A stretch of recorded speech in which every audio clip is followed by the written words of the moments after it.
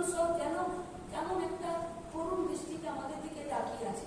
তারপরে বললেন যে এই লাইব্রেরিগুলোতে আজকাল কেউ পড়তেও আসছে না, মানে একটি পরিমণ্ডল নষ্ট হচ্ছে শুধু বই পড়ার ক্ষেত্রে। 12টি লাইব্রেরি আছে, সেই লাইব্রেরিয়ানগুলোর ক্ষেত্রেও সেখানে জায়গা ঠিক করতে হবে। সেই লাইব্রেরিয়ানদের জায়গা পোস্ট ফাঁকা আছে, সেই লাইব্রেরিয়ানদেরকে সেখানে নিযুক্ত করার ব্যবস্থা করতে হবে। এগুলো পলিসি মেকিং এর জায়গা।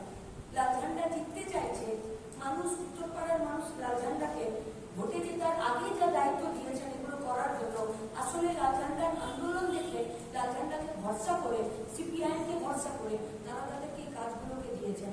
আমরা আমাদের এই লাইব্রেরিগুলোতে আমরা স্পষ্ট করে বলতে চাইছি যে আমাদের এই লাইব্রেরিগুলোতে যে পড়াশোনার জন্য যে পরিমণ্ডলটা তৈরি হয়, সেই পরিমণ্ডলে স্মার্ট রিডিং এর জন্য ব্যবস্থা থাকবে, করতে হবে। নইলে আমরা লাইব্রেরি মুখী বাচ্চাদেরকে করতে পারবো না। এখন সব মোবাইলে, অনলাইনে, অথচ আমাদের জয়কৃষ্ণ লাইব্রেরি, কন্যগর লাইব্রেরির সময় যে 12টা লাইব্রেরি আছে যা আমাদের ঐতিহ্যের ধারক বাহক, আমাদেরকে এই লাইব্রেরিগুলোকে বাঁচাতে হবে। এবং এই লাইব্রেরিতে আমাদের গোটা উত্তরপাড়ার যুব সমাজকে, উত্তরপাড়ার নাগরিক সমাজকে তাদেরকে আকর্ষিত করতে হবে। এর জন্য প্রচুর কাজ আছে আমাদের, সেই কাজ আমাদেরকে করতে হবে, সেই দায়িত্ব আমাদেরকে, এটা আমাদেরকে সেই দায়িত্ব পালন করতে হবে। আমরা জয়কৃষ্ণ লাইব্রেরি, যেটা আমাদের উত্তরপাড়াতে, ওটা পশ্চিমবঙ্গের ঐতিহ্য, এটাকে এশিয়ার মধ্যেও সব থেকে গুরুত্বপূর্ণ এবং নামী, আমরা সেটাকে স্পষ্ট করে বলেছি। এটা জাতীয় গুরুত্বের প্রতিষ্ঠান বানাতে হবে, ন্যাশনাল ইম্পর্টেন্স দিতে হবে, ঘোষণা করতে হবে। বইয়ের ভান্ডার যদি না থাকে, আমরা যদি আমাদের ইতিহাস থেকে, আমাদের শিকড় থেকে বিচ্ছিন্ন হয়ে যায়, আমরা আমাদের আজ, আমরা আমাদের বর্তমান, আমরা আমাদের ভবিষ্যৎ প্রজন্মের কাছে আমরা আমাদের বাংলার ঐতিহ্য রাখতে পারবো না। তাই বাংলাকে বাঁচাতে গেলে আমাদের লাইব্রেরিকে বাঁচাতেই হবে। স্কুলগুলোতে, কলেজগুলোতে ডেভেলপমেন্ট ফির নামে যে যথেচ্ছভাবে টাকা পয়সা নেওয়া হচ্ছে এবং সেই ফিগুলো আসলে কোন কাজে ব্যবহার করছে তার কোনো জায়গা ঠিক ঠিকানা নেই। এর সম্পূর্ণ অডিট করতে হবে। তার জন্য শিক্ষা দপ্তর থেকে শুরু করে লাইব্রেরি এবং আমাদের এই উত্তরপাড়ার আমরা যারা জনপ্রতিনিধিরা থাকবো বা যারা জনপ্রতিনিধিরা আছেন এবং পাবলিক, জনগণের ইনভলভমেন্টে আমাদেরকে এই কাজগুলোকে করতে হবে। স্বাস্থ্য সহায়তা কেন্দ্র বলতে হবে, নতুন করে স্টেট জেনারেল হসপিটালের আজকের অবস্থা, রাজবাড়ির অবস্থা, বাংলার সেবা সদন, মহামায়া, কানাইপুর হেলথ সেন্টার, পিতম্বর, আমাদের এখানে জসাইগুবি স্বাস্থ্য কেন্দ্র, কোথায় গেল এগুলো? আমরা 350টা পাড়া বৈঠকে একটা পাড়া বৈঠক পাইনি যেখানে এই দুর্বিষহ সরকারি স্বাস্থ্য ব্যবস্থার জন্য মানুষ আমাদের কাছে অভিযোগ করেননি এবং এটাকে ঠিক করার জন্য আবেদন করেননি। আমাদের প্রথম এবং প্রধান কাজ হবে আমাদেরকে এই স্বাস্থ্য জায়গাগুলোকে ঠিক করা। কোথাও উন্নত মানের ডায়ালিসিস সেন্টার করতে হবে, যেখানে যা যা আধুনিক যা আমাদের ডায়াগনস্টিক বিষয়গুলো আছে সেই বিষয়গুলোকে করতে হবে। আমরা 5টি এসি অ্যাম্বুলেন্স, মেন্টাল হেলথ, এইগুলোর কাজ আমরা করব। আইসিইউ, ভেন্টিলেশন, আইসিইউ অ্যাম্বুলেন্স থাকবে, সেখানে চিকিৎসকের পরামর্শ থাকবে এবং মানসিক স্বাস্থ্যের জন্য বিশেষ বিভাগ পর্যন্ত থাকবে। আপনারা যদি বলেন যে এত আপনারা ডিপলি কি করে বলছেন, এই ইস্তেহার তো শুধু আমাদের নয়, এই ইস্তেহার তো উত্তরপাড়ার হেলথ সেন্টারে যারা প্রতিটা দিন হসপিটালগুলোতে যারা যান তারা বলেছেন যেগুলো দরকার, এই সমাধানের রাস্তা তারা বাতলেছেন, তারা বলে দিয়েছেন। আমরা সেটাকেই আমাদের বইয়ে জায়গা দিয়েছি। ফলত আধুনিক ব্লাড ব্যাংক, আমাদের এই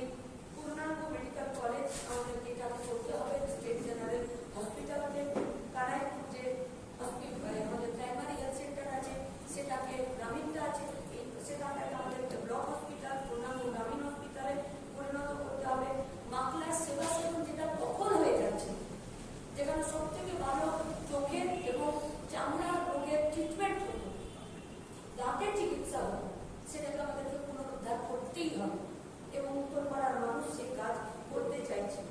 পঞ্চায়েত স্তরে স্বাস্থ্যের সচেতনতা এবং স্বাস্থ্য যে আমাদের কাছে সম্পদ, তার জন্য আলাদা করে পঞ্চায়েত ও পৌরসভা এলাকাতে সেই কাজ হবে।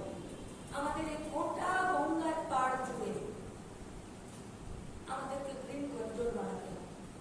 একসময় উত্তরপাড়ার আমাদের এটাই ঐতিহ্য ছিল, গঙ্গা দিয়ে যে নাবিকরা যেতেন তারা যখন দেখতেন যে ঘন সবুজ গাছের ঘেরা একটা জায়গায় এসেছি, তারা বুঝতেন আমরা চলে এসেছি উত্তরপাড়াতে। আজকে সেটা নেই।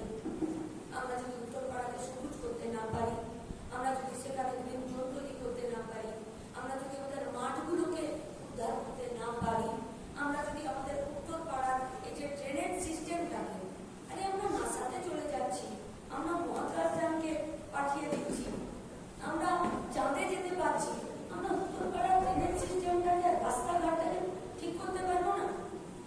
নেই আমাদের কাছে। গোটা পশ্চিমবঙ্গ, গোটা ভারতবর্ষ জুড়ে আমাদের কাছে কোন টেকনোলজি নেই? শুধুমাত্র প্রপার প্ল্যানিং এবং সেই প্ল্যানকে ইমপ্লিমেন্ট করার জায়গা। আমরা এটা স্পষ্ট করে বলছি, প্রত্যেকটি পাড়াতে আমাদের অ্যারোবিক গেমস থাকবে এবং এই গোটা উত্তরপাড়াকে একটি গ্রিন জোন হিসাবে আমাদেরকে তৈরি করতে হবে। কারণ মানসিক এবং পরিবেশগত দিক থেকে আমরা উত্তরপাড়া যদি ভালো না থাকি, আমরা উত্তরপাড়াকে সুস্থ স্বাভাবিক রাখতে পারবো না। উত্তরপাড়াতে নাগরিক জীবন বিপর্যস্ত, যানজট, 3 নম্বর বাস নেই।